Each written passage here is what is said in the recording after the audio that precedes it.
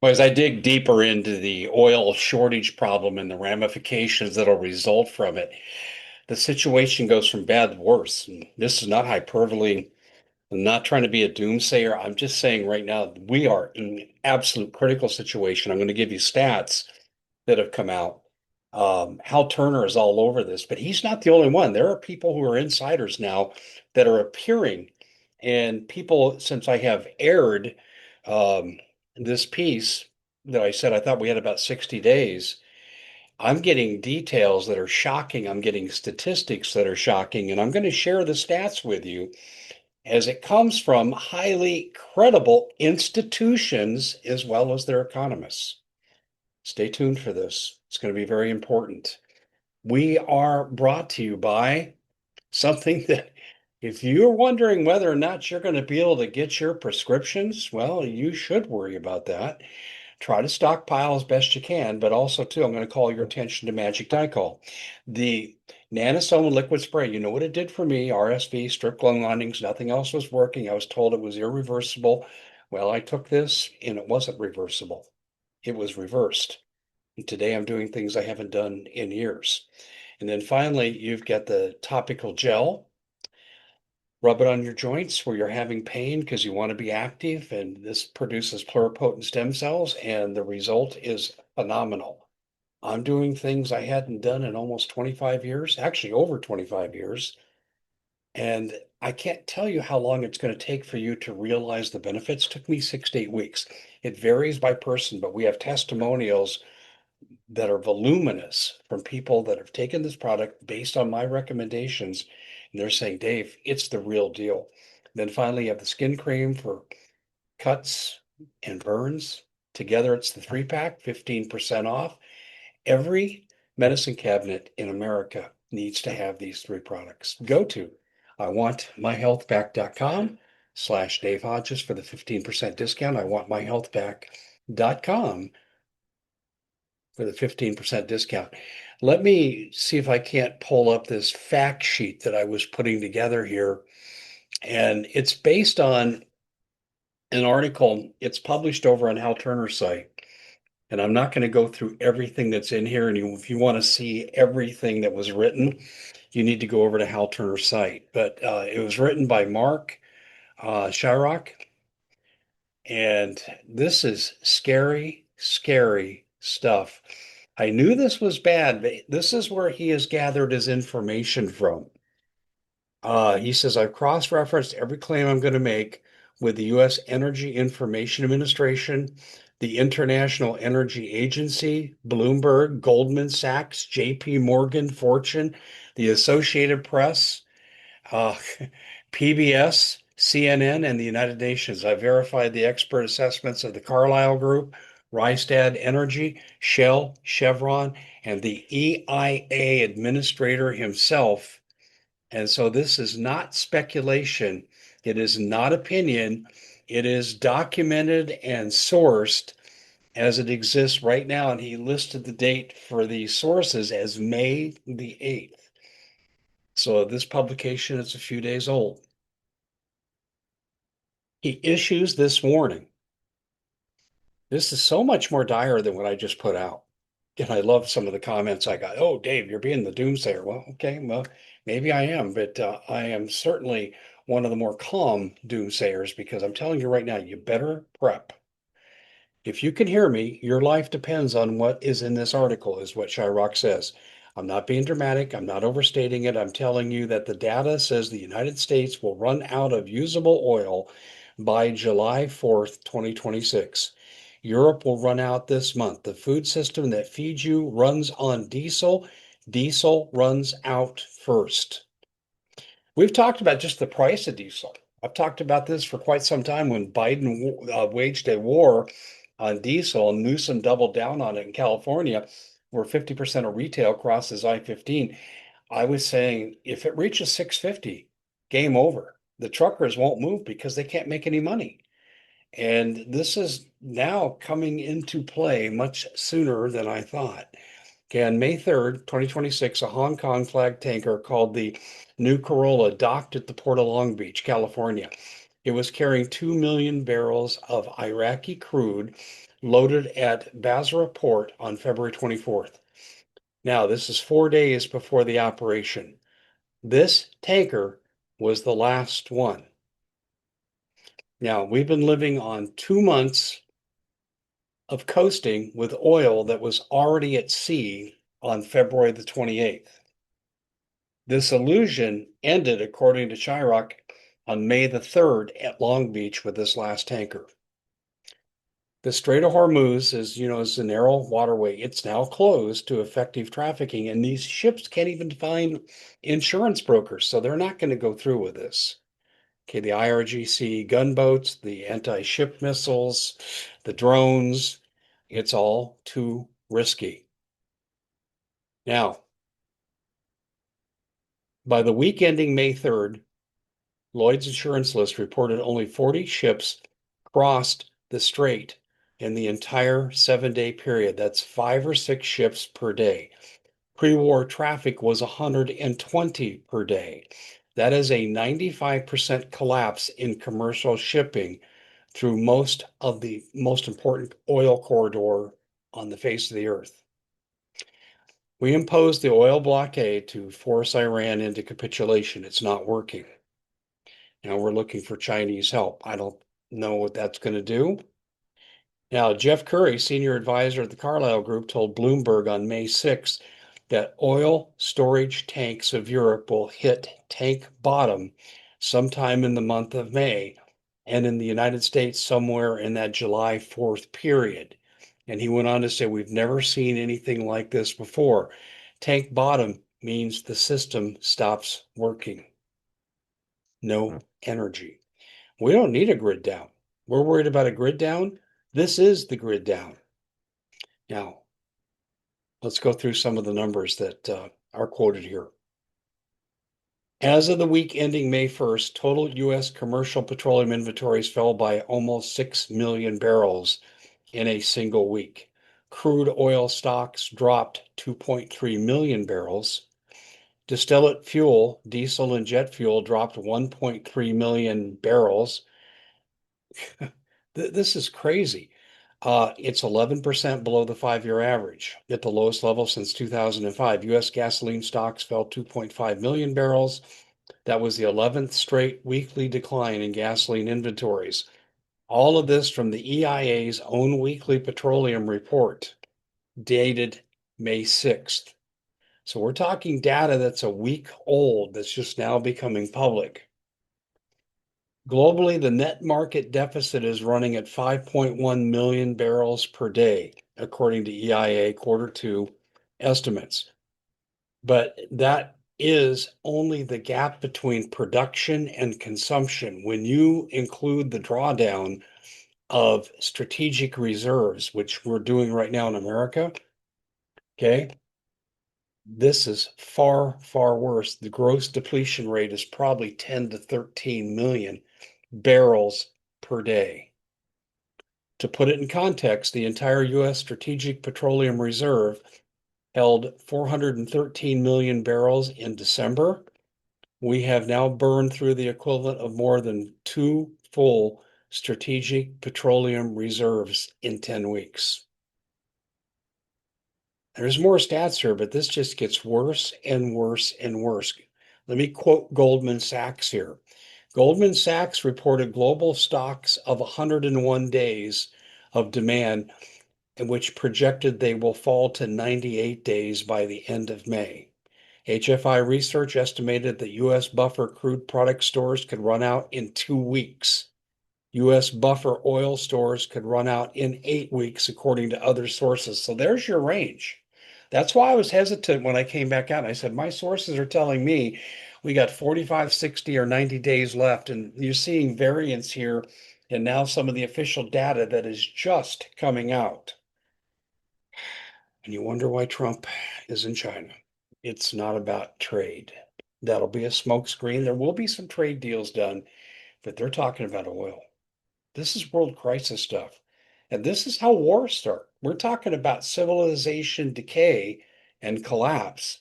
You don't think nations are going to go to a neighbor to conquer what they need?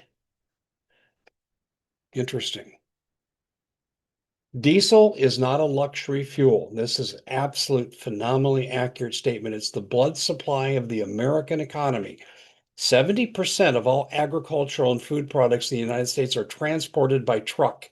Every truck runs on diesel. Every tractor in the field runs on diesel. Every combine harvester runs on diesel. Every regulated trailer keeping food cold on its way to your grocery store runs on diesel. Every freight train pulling grain runs on diesel. When diesel becomes scarce or unaffordable, trucking stops moving. I've covered this with you last year, 2 years ago, actually, with Biden. Biden was endangering the economy with this until finally enough pressure came to bear that things changed. Now, what's the United Nations saying about this? They've already sounded the alarm. The UN news report says the Hormuz disruption is raising fears of a global food crisis. Listen to me carefully. FAO economists warned the situation could deteriorate further, particularly if countries begin restricting exports to protect domestic supplies. Wow, that's economic collapse for our farming industry. A pattern seen in every previous food crisis is about restricting exports. Fertilizer prices, and I've covered this, are already surging because nitrogen fertilizer production depends on natural gas. This is so bad. Okay. Those natural gas supplies through Hormuz have been cut, and California nitrogen fertilizer prices, thanks to the corruption of the California state government, and we've documented that through Paul Preston, have reached 450 to $575 per ton. In other words, it's not going to be affordable much longer. CNN reported the oil crisis is turning into an everything crisis. Plastic caps, crates, snack bags, containers are becoming harder to procure. Petroleum derivatives are needed for adhesives in footwear and furniture, industrial lubricants for machinery, solvents for paints and clearing beer, noodles, chips, toys, cosmetics, kidney dialysis, supplies, condoms, and all of it depends on petroleum. All of it's being disrupted right now. Now, here's the most dramatic statement. We are not approaching a food crisis, we're entering one. And it will become a famine if this continues through June and July. What did I tell you? I said by the time we get to August, you're going to be looking for food sources. I said that 2 weeks ago. And here it is in print from experts that study this stuff. But I think common sense can tell you that this is a major problem. On May the 2nd, 2026, Spirit Airlines ceased all operations. Okay, well, you know the major reason why now. Jet fuel inventories at European benchmark hub Amsterdam, Rotterdam, Antwerp have fallen 50% since the war began in late February. Chief economist Galberti of Rystad Energy told Fortune magazine the decline has been a straight line down and will continue like that for the next few weeks, no matter what we do. In other words, if the crisis was solved today, we would have weeks and months of shortages. Not going to just flip the switch and it's over.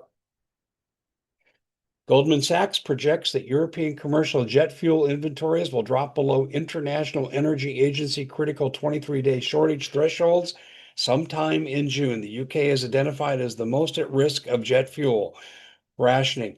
Some European countries hold no official jet fuel stock at all.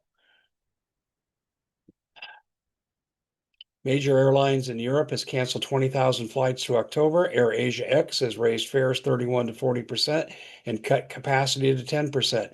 New Zealand has canceled 1,100 flights.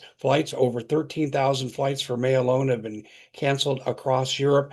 Almost 2 million seats have been removed from carrier schedules worldwide. American Airlines estimate that its 2026 fuel expenses are $4 billion higher than last year. Delta reported a $2 billion spike. Another expert is saying we're sleepwalking into this disaster. Famine is going to be at hand before the summer is over. Ladies and gentlemen, let's go a little further into this here. Liquid petroleum gas, the fuel that feeds plastics, manufacturing, chemical production, heating systems, agricultural products, and I would add medicine, has seen shipments stall as Gulf exports collapse. Goldman Sachs identifies this liquid petroleum gas as a key shortage risk, and it's critical right now. Okay, let's talk about the regions that'll be hit first. Not every part of America will face the same level of risk, and geography determines vulnerability. California operates as what analysts call an energy island. It is disconnected from the domestic pipeline network and relies almost entirely on seaborne crude imports. Chevron El Segundo refinery, the largest in the West, is cut off from a significant portion of its supply with no pipeline alternative. California gas is already above $6 per gallon and climbing. The southeastern United States depends heavily on the Colonial Pipeline, the major refined products pipeline running from the Gulf Coast to the eastern seaboard. That pipeline is currently seeing reduced action throughout because Gulf Coast refineries are prioritizing exports to Europe. That needs to be stopped by Trump right now. The Southeast Asia may face local, the South, excuse me, the Southeast United States may face localized shortages even before the national average reaches critical levels. Asia and the Pacific are being hit first and hardest. Shell CEO Wallace Swan told investors that South Asia was the first to feel the brunt. Now, they're already in crisis right now in Asia, and I won't go through all the detail, but they're already in crisis. The price you see is a lie. There's something happening in the oil markets right now that most Americans will never hear about. It may be most important to signal an entire crisis. I'll give you what I told you a few days ago. The third announcement that Trump made, hey, we're close to a deal. Okay. Well, insiders made money because the futures market says, oh, well, we could kind of relax the price a little bit. And people made huge money because they had inside knowledge, and that's been covered. Well, those stories from Trump were false. They were designed to keep the prices down for as long as possible. But as I said in the piece that I did, how many times can you cry wolf till the public catches on and the investors catch on? Well, they've caught on. There are two prices for oil. The paper price is what you see on the news. The futures contract traded on exchanges. And what I just talked to you about was the futures price. Then there's the physical price. This is what actual barrels of oil sell for when real buyers pay real money for real crude to be delivered to real refineries. In a normal market, these two prices track each other closely. Right now, they do not. The gap between them has ranged from $20 to $60 difference per barrel since the crisis began. You're paying the lower price right now because of Trump's proclamations of a breakthrough in peace negotiations and its effect on the futures market that has an immediate effect on the price of gas you pay at the pump. Okay, let's go one more step here. The 64-week lag that nobody understands. Here's the fact that should keep every policymaker awake. If the Strait of Hormuz opened this afternoon and completely and permanently, the first drop of new Persian Gulf oil gasoline would not reach Midwestern gas pumps until June of 2027. That's 64 weeks from now. The math is straightforward. It takes 40 days for a large crude carrier to travel to the Persian Gulf to the U.S. Gulf Coast. Once crude arrives in the refinery, it enters a multi-week refining process before it becomes usable fuel. Then refined gasoline has to be moved to coastal refineries to inland distribution ports, which takes another 10 to 14 days by pipeline and truck. Add it all together, you get 64 weeks till it gets to the pump. So the pain is locked in now for over a year. And there's no taking that back. And now the experts are speaking out on it. We've quoted them here. And I'm not sure what the course of action is, but I'm going to tell you right now, you better get your preps in order because we're closing in on that July 4th target date. And once this news becomes more public, and it's becoming public because we're having people like Goldman Sachs and CNN talk about this, what do you think is going to happen to buying? There's going to be panic buying on perceived critical shortages. You might want to get ahead of the group and you might want to plan for this now. I'm Dave Hodges. These are the stats of the coming crisis. We'll see you back here again next time.